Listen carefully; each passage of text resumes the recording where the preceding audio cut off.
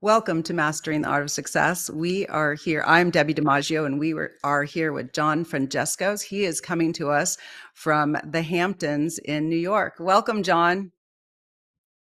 Thank you so much for having me, Debbie. This is amazing. I know, I'm so excited to have you. It's so fun, and I love the Hamptons, so I can't wait to dig into all these questions I have. But first, I'm going to introduce you with your wonderful and amazing bio. John has achieved great success in real estate and earned a stellar reputation not only in his industry, but among his loyal clients. He was named Rising Star of the Hamptons in 2018, is consistently recognized in Corcoran's prestigious multi-million dollar club for his outstanding performance and service excellence, and is ranked in the top 1.5% of all agents in the United States. John was also the lead panelist on the main stage at B. Corcoran 2025 National Conference, where he discussed his powerful referral network in front of hundreds of the company's top agents. John specializes in new development, buy and sell side representation, investment properties, rentals, and commercial sales in the Hamptons, as well as resales in both the Hamptons and Manhattan. He is an accomplished he is his accomplished years as a luxury residential sales agent were fueled by his background in construction management and experience overseeing high-end spec homes in Southampton Village. Unparalleled market expertise and a keen understanding of construction, architecture, design, and marketing in all their forms make him an invaluable resource for his discerning clientele. With offices in Southampton, Westhampton, and Chelsea, New York, John lives in both the Hamptons and New York City. A strong negotiator and trusted advisor with sharp finance and valuation skills, he also leverages exceptional social media expertise to maximize exposure for his brand and listings. Originally from Scarsdale, New York, and raised in the Hamptons, John graduated summa cum laude from the University at Albany with a triple concentration in marketing, finance, and business administration. He also studied international business at Bocconi University in Milan, building a global network while traveling to more than 10 countries. Whether you are seeking a luxury apartment in New York City or a beautiful retreat in the Hamptons, John will show you what is best suited properties for your unique needs. Outside of real estate, he likes playing basketball, spearfishing, and traveling. Wow, you have done a lot in your young years, and I was there at B Corcoran to watch you as a panelist, and you are very impressive. And in the short 8 years, you've achieved so much. So let's go back and talk when you were young, where you grew up in the Hamptons. Tell us about your journey and how you ended up getting into real estate, and what led you there. Sure. So I actually originally grew up in Scarsdale, Westchester, and then I moved out to the Hamptons in sixth grade. I'm actually a triplet, so I moved out with my brother and Oh, sister and went to Westhampton Beach High School. And, it was really definitely a big shift, but I also loved, the beautiful beaches out here and the pace of life. It's definitely, you really experience all the seasons. Obviously, the summer, enjoying the beaches and the events. And it definitely was amazing having the opportunity to grow up out here. And when I went away to college, I was always really big into being an entrepreneur and starting my own business. And at the time, I was studying finance. I thought I was going to go on Wall Street. I actually had a bunch of interviews with all the big banks. And when I went into the interviews, I was talking about entrepreneurship and starting businesses and a lot of different things. And it was at that moment I realized that it wasn't finance that I wanted to get into, it was something bigger. Um, Fast forward, I ended up doing an internship in Southampton with a private equity firm, and they were hard money lenders. And then on top of that, they were developers. So at a young age, I was still a junior in college. I was managing three estates in Southampton, the development of them. I was on site managing all the subcontractors, and they were also real estate agents. They would sell their own product. And they were like, John, why don't you get your real estate license? And I was 20 years old at the time, I guess turning Wow. 21 shortly after.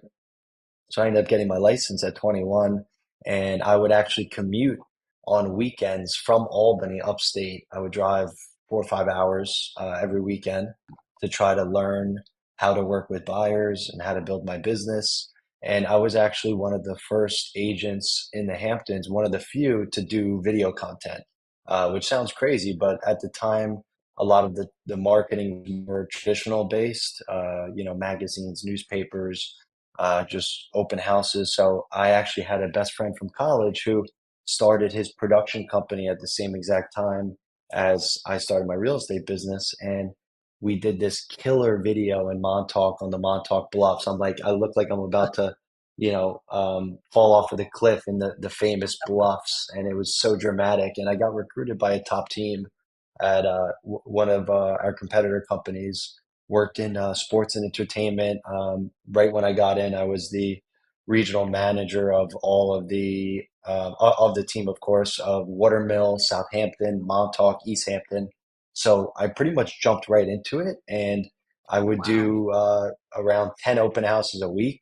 And my first summer, I went to 22 events. So I was working the networking, I was building my brand. I didn't care about what money I was making. I simply was Mhm. diving into learning the business and trying to build a brand that, as a 21-year-old, which was definitely very challenging. A lot of people looked at me like, oh, this guy's so young. Right. Why would we hire him?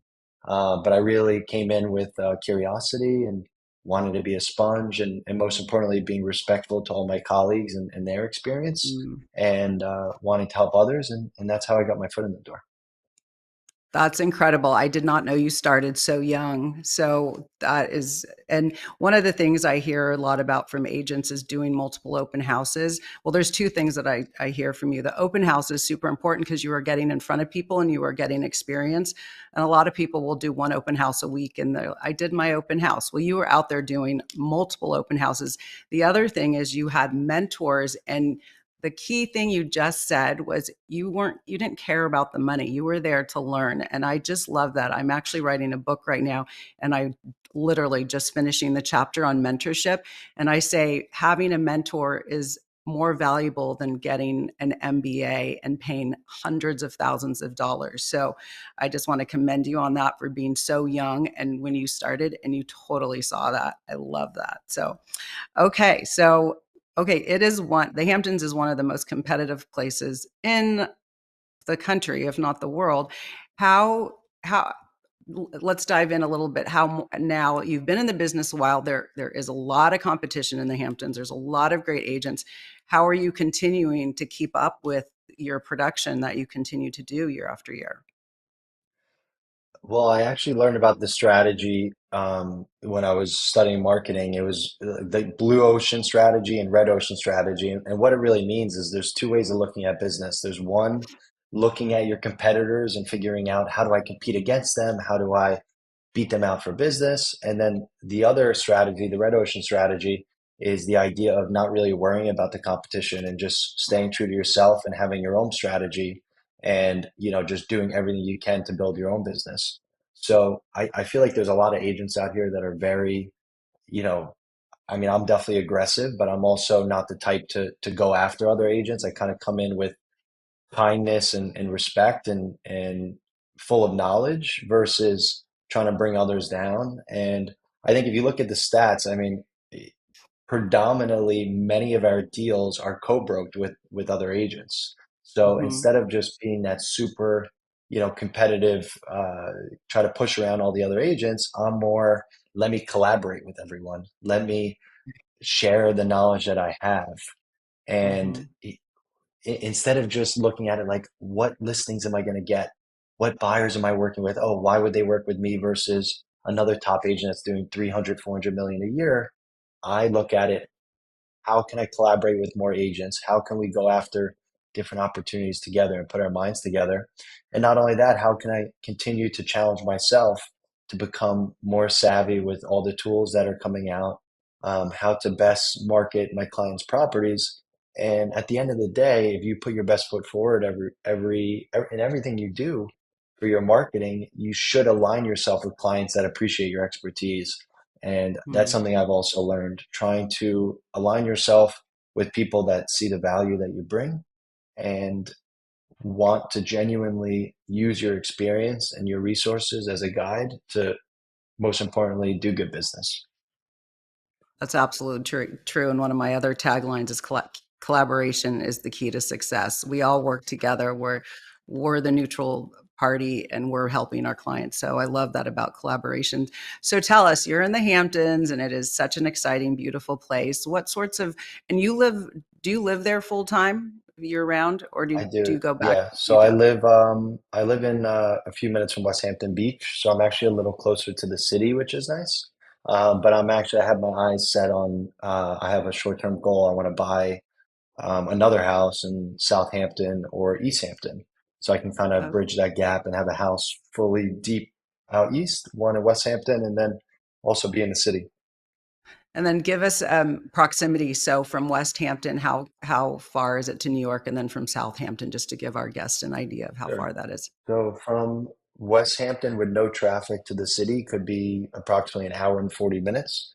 To get to Southampton to the city is, I would say, an additional 30 minutes, but with traffic, you could get caught an additional hour. So it very well could be 2.5 hours to 3 hours to Southampton, and then with traffic to Westhampton area, it could be more like, 2 hours and 30 minutes.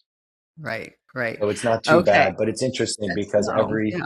town has its own play in terms of lifestyle, which we could definitely get to also. Yes, yeah, let's do that. Let's go into that. So when I first went to the Hamptons, we went to West Hampton, and that's very different. Well, they're all very different. So I had a friend in Southampton, so I used to stay there with her. And you start to stay in a place, you start to get very comfortable. So your first stop is 75 Main for a very expensive rosé. One For glass is sure. the cost of a bottle, Literally. but it's really fun. Anyway, so yeah, let's break it down. Let's go West Hampton to Montauk and give our guests an idea of the different flavors and the different cultures actually in those areas. For sure. I mean, Westhampton and Remsenburg, all those towns surrounding it, Quogue, I feel like it's become a lot more popular for a few reasons. One being they just revitalized the whole Westhampton Beach Main Street. They Okay. enlarged the sidewalks. They renovated everything. It's really a gorgeous main street. And you also get the ocean beaches, you get really good restaurants, and you get the vicinity to the city, so you don't have to deal with all the traffic. So, Right. and it's a little bit more, I would say low key in a way that it's not that it's not competitive. It's just not as prevalent where you're like, oh, are you in the village? Are you south of the highway? Which, I can kind of give you some insight too. So very down to earth, very beautiful, a little bit of beach vibes too. And then from West Hampton, you have Quogue, which is similar. Hampton Bays too. Hampton Bays, you have some really beautiful waterfront restaurants. I actually sold a cute boutique hotel there too, and I'm working on another one now, which is interesting model too, which we can discuss.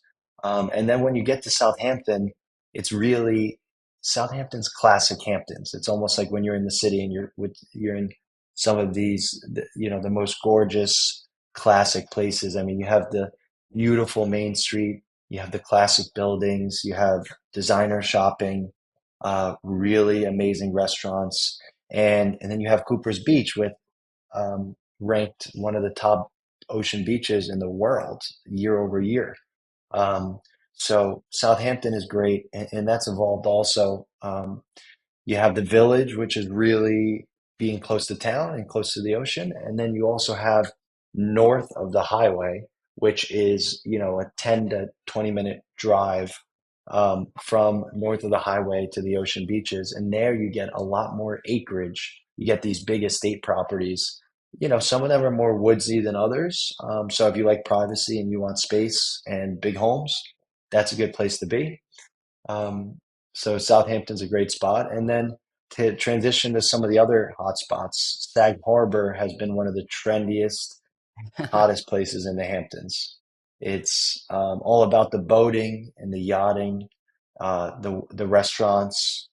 It just has this energy, this vibe to it that not many of the Hamptons towns have in terms of that extra flavor.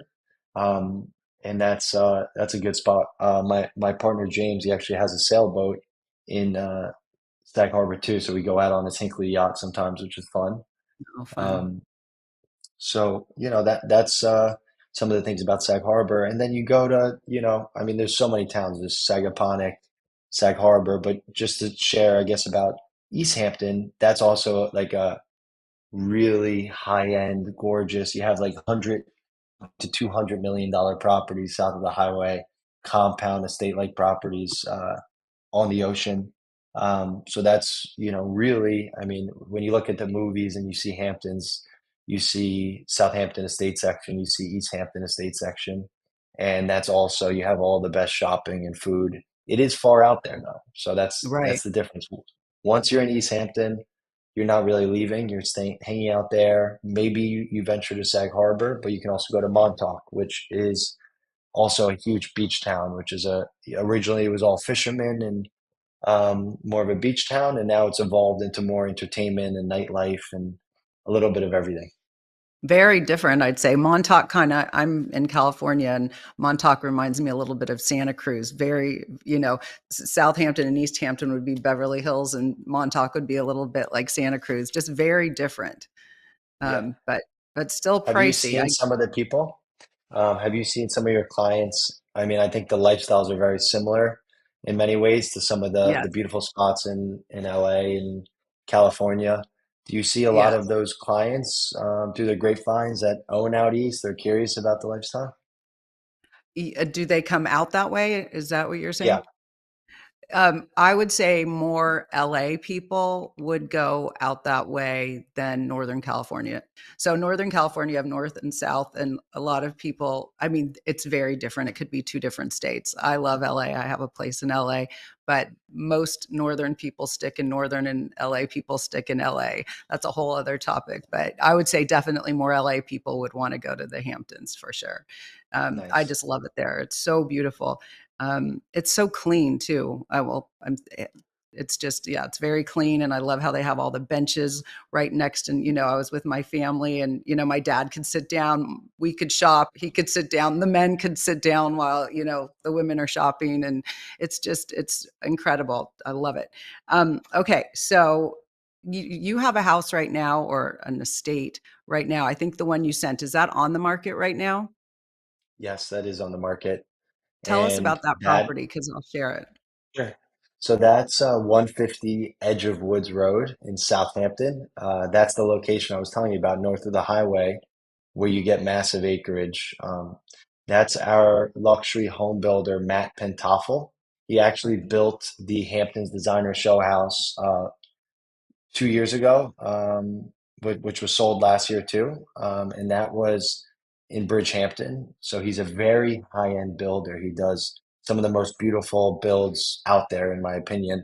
And this house in Southampton is over 10,000 square feet of luxury living. 2 acres. It has a massive sunken tennis court, which is gorgeous on the eye. And you have all the amenities. You have a movie theater, gym, wellness center, really full bar downstairs, splash bar upstairs, hot tub, pool, so outdoor kitchen.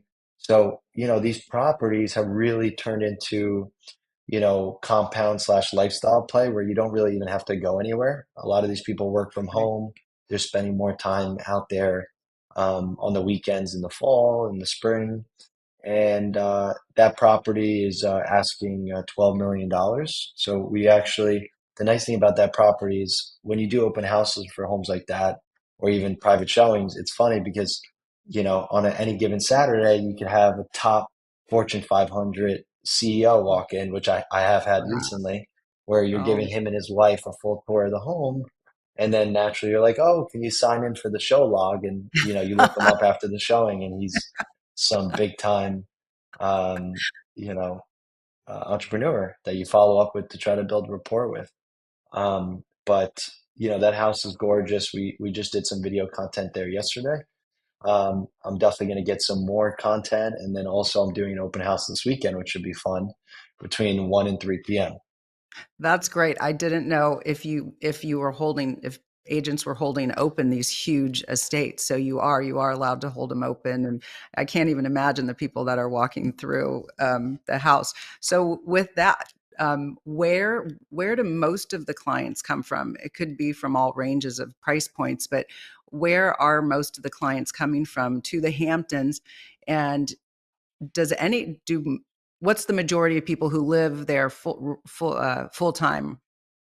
Sure. I mean, I would say I don't have an exact figure, but in my opinion, I would say probably 70%, give or take, 65% are coming from Manhattan. Hmm. Um, a lot of them are in finance, entrepreneurs, tech, and they, traditionally have a beautiful place in the city and they want their secondary home or third home in the Hamptons where they have their own little hideout where they can run out and spend time with their family. Um, and I mean, there's been a lot of changes, obviously, with the commission and in that sector. So, there are buyers coming directly. I mean, a lot of my business is it's balanced. As mentioned, I have a lot of referral partners in the city, so I tend to get a lot of listings from my referral partners, and then also buyers too. Um, so that's definitely an interesting way. But I can definitely tell you a few stories today. I've met a lot of direct buyers, and I've sold my listings directly to a buyer Wow. just by doing open house after open house. I mean, one deal was, $3.4 million deal. I did 40 open houses within, Wow. my listing agreement. And with that 40 open houses, I got a direct buyer and broke a price per square foot record. And my client was very happy. It was only Wow. 3,300 square feet, 3,300 with no basement, no views on a big lot. And you walk into the house and it walks right into the kitchen. So it wasn't even a well thought out floor plan, which he Wow. knows. And we still got him, almost 3.4 million direct buyer. And obviously that works well for us because we maximize price. We made, significantly more commission, and we also baked in, a small adjustment for the seller given we procured that buyer. That's incredible. So, how long you say 40 open houses? That's a lot of open houses. How often are you doing an open house through the week? And I guess if it's summertime, people are always out and about looking, and everyone likes to look at an open house. So how long was that on the market, and what days of the week and hours, just to give us an example, were you at that open house? Because most people will do an open house maybe on a Saturday and on a Sunday. So give us Sure. your I schedule. mean, as a given, I was doing an open house every single Saturday and Sunday, one each day. So, that's 8 a month. So I had the property on the market. I would say it must have been 6 months plus because we were going Oh, for okay. premium price. He came on very strong with the asking. Um, Okay. and and just to recap, I mean, with doing all of those open houses, I must have had 50 to 60 clients slash brokers come through to bring their clients. And it took that many clients who were like, I don't want to walk into a kitchen right when I walk into a $3.4 million home. It Right. took that many people to find the buyer who said, hey, I'll move the entrance of the house a little bit over and Yeah. take that dining room and make that the entry foyer. And it worked for them and they loved it. Right. So, I would do some open houses during the week, but I also have a lot of good strategies with throwing events in the Hamptons, which I'd love Mhm. to talk about too. But it was an expectation that I was doing open houses every week. I mean, my Yeah. my advice to agents is, you know, put your best foot forward and do as much as you can.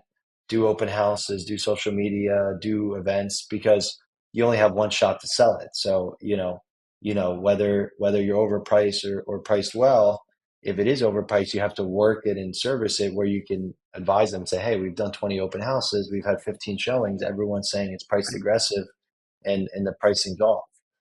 But without putting in the work, you're losing the listing or you're not going to get any extension. Right.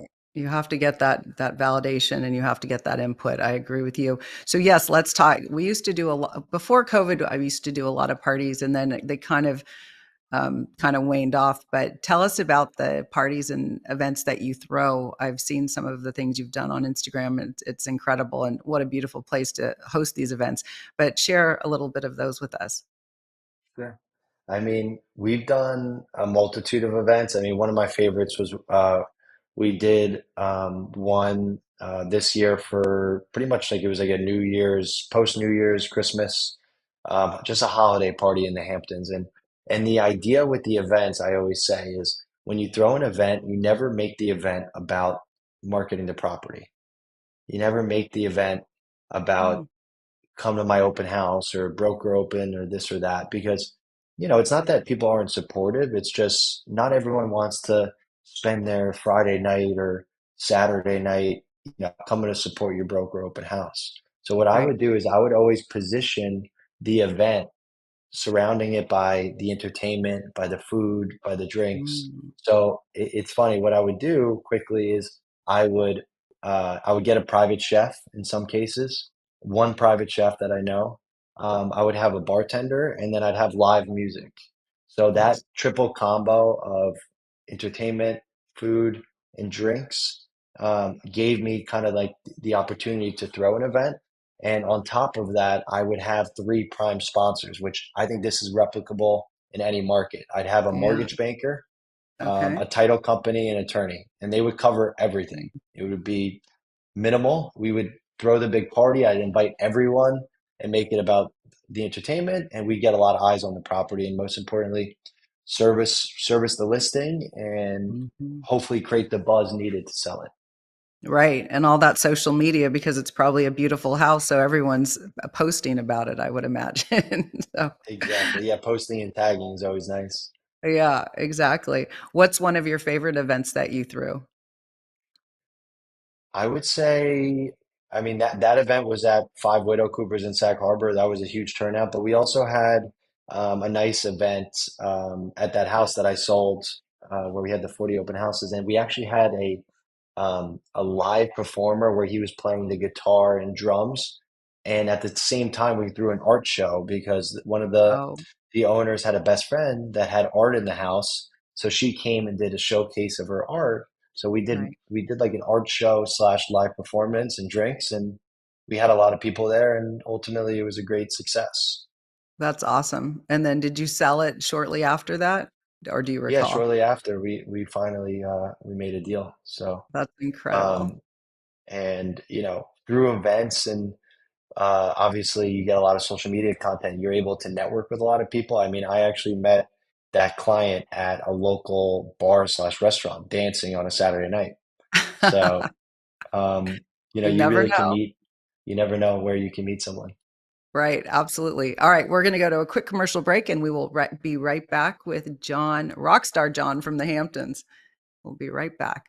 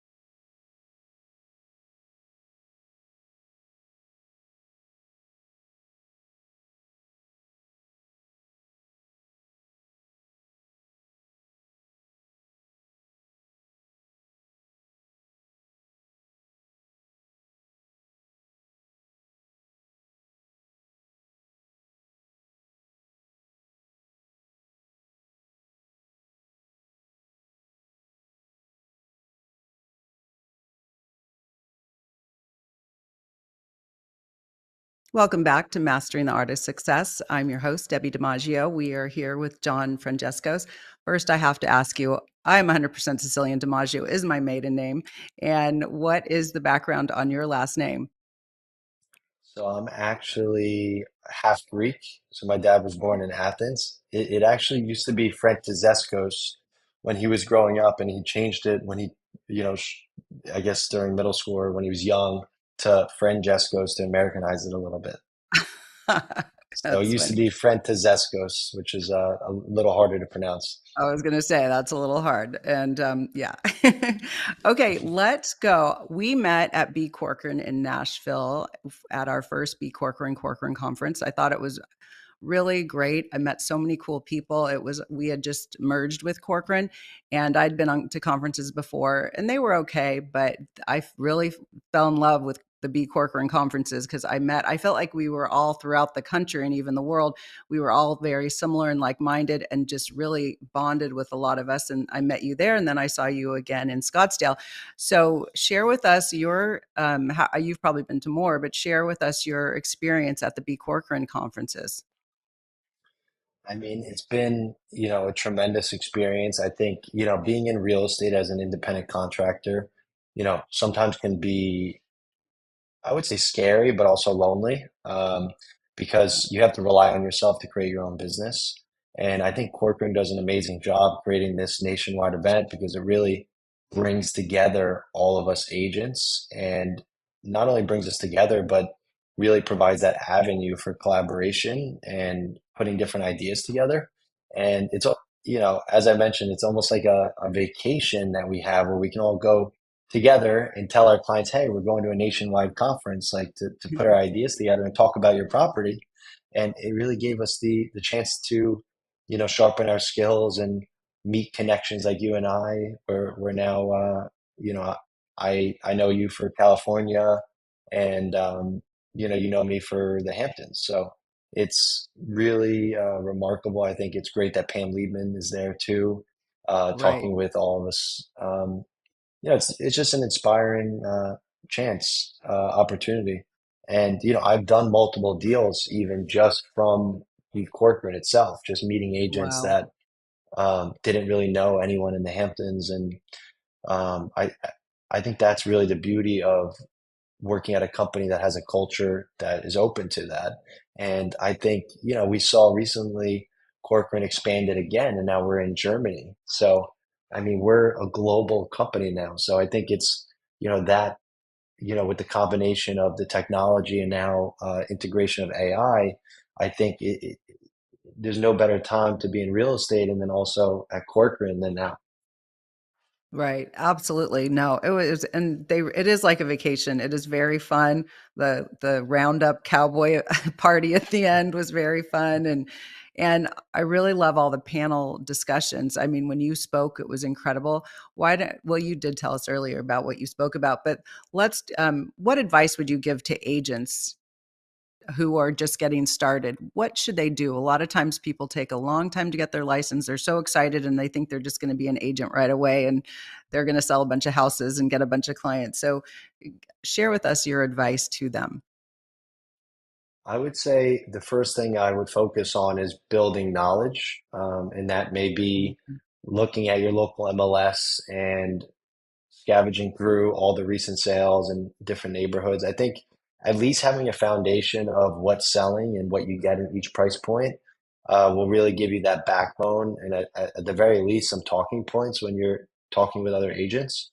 I think that that's the first thing. The second thing is as you mentioned earlier, finding a good mentor. I mean, there's not that many people that have the time to do it, but I think Mhm. naturally you'll gravitate towards the right person that you can add value to, maybe perhaps through doing an open house or helping them with some marketing. And in return, you can just be a sponge. I mean, you don't really even need them to tell you that much. It's just a matter of watching them and learning that way. And then lastly, I would say get active on social media. I mean, you've built an amazing um, social media presence and even doing this podcast. It's inspiring, and I'm sure it's helped your business in a huge way. So I would encourage agents to have an Instagram and don't be shy taking a picture at that broker open house or dressing up a little extra snazzy to present yourself well because the positioning of your brand and how other agents and clients view you is one of the most important things in terms of building a sustainable brand. Anything you say or put out there, people will remember. So be Right, impactful. absolutely. And I think one of the things you said, and you didn't repeat it, but what you said, what I 100% subscribe to, I always look for kind people. So kind agents. I want to work with someone, yes, who's knowledgeable, experienced, and skilled, but someone who cares and is kind. And you mentioned that. And I think that is so important because when I'm looking to refer someone, I want to, yes, I want the knowledge, skill, and I want to make sure they're taking care of my client, but I also want someone kind and who really cares and they're not in there for the dollar. So with that, I have to pivot, and I don't know how much experience you have, or possibly you're on a show and I don't know it, but those reality TV shows, real estate reality TV shows, make me crazy because I don't think there's kindness in them, and they are just so exaggerated in a negative way. So, do you have any experience with that? And what are your thoughts? I would say it's a balance. I mean, I definitely agree with you. The way these reality TV shows are put together, it makes real estate look so easy. And you know, when they have on the screen potential commission, Yeah, and it makes it very intriguing, which obviously they want to get the viewership up. I wish they had some additional, maybe one show that's more unscripted right, and real. You know, like even some comedy in there. Like you're sitting in an open house, like no one comes, and right, like like you're texting your friends and like, oh, we're at the beach and we have rosé, and it's like, right, you know, maybe showing the non-glorious side. Where like maybe you make $0 this month, but you're working every day, and next month you do a $3 million deal and you make a portion of someone else's salary in 1 month. right, So I think that it would be nice to have some additional real insights. I think that, I don't think it's amazing, but I do also think that it has glorified, it's made people see real estate as a career, in a way that you can get dressed up and go out and look good and be your own boss and create your own business and legacy. So I think, there are some things I think that they should work on, but obviously it's entertainment, but at the same time, it does bring some eyes, whether it's good PR or bad PR to our industry. right. I just don't understand the clients that are part of it because, we're the deals are pretty confidential. People don't want their business out there. So I'm wondering the sellers or the buyers who are on it, what what sort of person would want to expose everything, or maybe they just want to be on TV. Do you have any insight on that about the buyer and the sellers and their positioning to reality TV? For sure. I mean, I think some sellers are the developers, and Mm, they're okay, some of them showing their product and getting some additional face time. okay. But I would say a lot of these buyers in parentheses, like they're very scripted. I mean, it's Okay. almost like anyone that looks good and can pull up in a Mercedes or Range Rover. It's like, oh, do you want to be the buyer in our showing today for $40 million? I mean, anyone can really be that buyer. Okay, so it So, is scripted like that. It is oh yeah, scripted. it's Oh, very okay. I didn't scripted, even know. I did not know that. Okay. I and thought they and were the real other, buyers and sellers. not always. So I think that's something to note. I don't think everyone is real. And I think the other thing to note is that, um, there's an agenda how they want to Right. present stuff. And I think it has to be a little bit more realistic because I'm not going to say the show, but there was some shows that were filmed out here that they were saying, oh, they want to maybe sell at $40 million, but the valuation of the property was really more like 18 million or 20 million, Right. 25 million. So they're saying 40 million the seller wants to sell it at, but everyone knows it's not selling for 40 million and no one's paying anything close to that. So it's almost like they do it for the show. And funny Okay. story, I actually, I was in one of the B-roll shots of $1 Million Beach House. Like I was like sipping my drink at the party. And in the following year, I got invited to selling the Hamptons party. And the issue is when you go to those parties, anything can happen. So they could be like, "Oh, look, there's a Corcoran agent. Like, let's stir up some drama. Like, let's Oh God. let's let's let's start talking like a big game or start putting him on the spot." And they have the production team in your face. So what are you gonna do? Oh my gosh. Yeah. Well, that's good to know that it is there's a lot of scripting to it because I was not aware of that. They used to just make me crazy, so I don't watch them. So let's pivot over. Thank you. That was very interesting. How do you market a multi-million dollar property differently from a mid-range, or do you do them, or do you market them the same? What are your strategies for marketing a home? I mean, I would say I have a pretty consistent approach in regards to multi-million and maybe some of the million-dollar listings, but I think that when you're getting in the multi-million dollar range, you have to kind of add some additional services and marketing packages. In this sense, it would be, a really, high-end listing video. Mhm.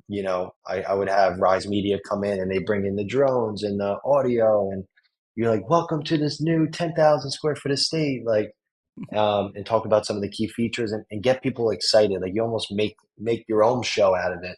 And I think clients really like that because it shows that you're passionate about showcasing their property. And then in addition, we for some of our multi-million dollar properties, we advertise in some of the local big magazines, which really is more just for show. It's more Right. branding, but Right. they have something called the Hamptons Real Estate Showcase, and it's all the best properties. So we tend to market our properties in that too. But overall, it's a balanced approach. We want every listing to look great and show in its best light. And we do have some good AI tools at Corcoran Copilot, which helps us refine our ad copy. And we use a lot of different tools, advertising on social media and Instagram, Facebook, Gets it out there collaboration fast. tools. Right. Yeah. I always tell my guests, tag me and I'll repost Oh your yeah. listings, especially if they're I did the other day because that house was so beautiful. I'm happy to collaborate and repost your beautiful I would love listings. that. Yeah. Anytime. So is there any difference? So people ask this a lot. If you're selling $1 million house or a $20 million house, is the negotiation any different? What sort of things might be different, if any? I would say it's somewhat similar. I would say there's a lot higher stakes in terms of if you get in your head about it, like Yeah. if you're not an experienced agent or you're not used to talking these big numbers, it could definitely be uncomfortable. But for me, I've been doing it, I'm not going to say so many years, but I've been doing it for some significant amount of time now that I've been in a lot of different scenarios that I'm able to really, when I negotiate, I always look at what is the obstacle, and whatever that obstacle may be, I'm gonna get rid of it. And Mm, however many obstacles there is, I'm gonna keep getting rid of it until we're in contract and we're closed. So I tend to like to overly communicate. I kind mm, of I'm almost like same. the composer. I'm communicating with the buyer's agent. I'm communicating with the seller. Once we have an accepted offer, I'm the one sending the email out to all the attorneys. I'm staying on top of the seller's attorney. I'm staying on top of the agent, the seller. So I'm always like just super, proactive, not in Mm, really in an aggressive, over the top way, but just the way I feel like it needs to be handled. And with doing that, if you keep that consistent approach, you kind of have that mindset on all deals. I mean, I'm fine with taking a $1 million deal. I just did a deal for 550,000, which I wow. did, which was a smaller deal, but it was still 5% commission, and I treated them well and gave them great marketing, and Mhm. this was their family house, and I got them 10,000 under asking price, and they were thrilled. So I tend to do all price points. I try to help Right. out everyone.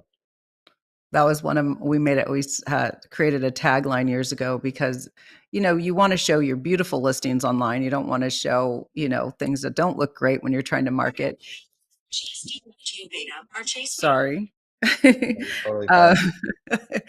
um, and so we came up with a tagline, "Luxury is a service, not a price point." Because like Ah, you, yes, we do work high end, but we work with people, right? We work and serve people, not price. So that's the first thing on our website is luxury as a service, not a price point. So people know that yes, we will help. And you might help someone in the 550 range, and then all of a sudden, they know someone and he took such good care of me with this little property. He's much, does much more than, this price point, but he was so great. And next thing you're being referred to, one of their friends or someone they work with to a multi-million dollar property. So I just commend you on that. It is so true. It's so important. Um, what was the other thing I wanted to say? skip that. How has technology changed the way you've done business? And do you have any apps or any platforms that you like to work on? Sure. I mean, technology has just accelerated the way I'm able to manage multiple things Hmm. and ultimately provide the best service for my clients. I mean, I'm not one to just say, oh, I'm using AI and ChatGPT, but I am kind of learning how to prompt it, which is a very Hmm. intricate skill in terms of going against the grain and challenging maybe some of the ways I follow up with clients or the way I market my properties via email blast. I'm actually getting into a lot more content creation through AI. So I actually uploaded client didn't want to share his rendering, so I uploaded the floor plan slash elevation to ChatGPT, and actually through 6 or 7 different drafts, created my own rendering, which I shared on social media. So I think it really provides a lot of value. I'm still learning a lot about it, but I think Right. ultimately I'm excited about the potential to grow my business. And I think one app that I like is called Land Glide, and it's almost like a GIS where you can type in any address and you can toggle the different tax map numbers, and it'll show the owner information. It'll show you Hmm. if they're living there. If they're not living there, it'll show you their owner's their mailing address. So that's been great for me too. Yeah, that's a good one. The last week I was on a AI rabbit hole. I had 6 different tabs. I was trying all these different things. ChatGPT literally told me you need to take a break. I love It That's was so like great. it was crazy.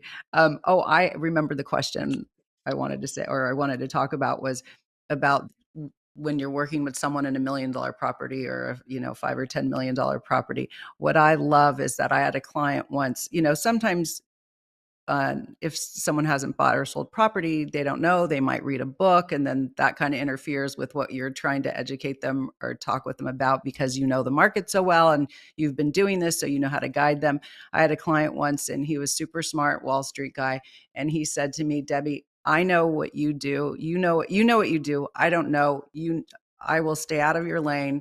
I know what I do. He says, I have total trust in you. And it was so great because it was such a smart thing. He understood that this is what I do every day, and so it just felt really good that he let me do what I was, do my job. And the other thing you mentioned was communication and over communication. The first thing I tell my clients is, I'm going to repeat myself because I've been doing this for a very long time and you haven't. And you might hear something the first time, it might go in one ear and out the other because it doesn't pertain yet. But then when I talk about it again, you'll become familiar.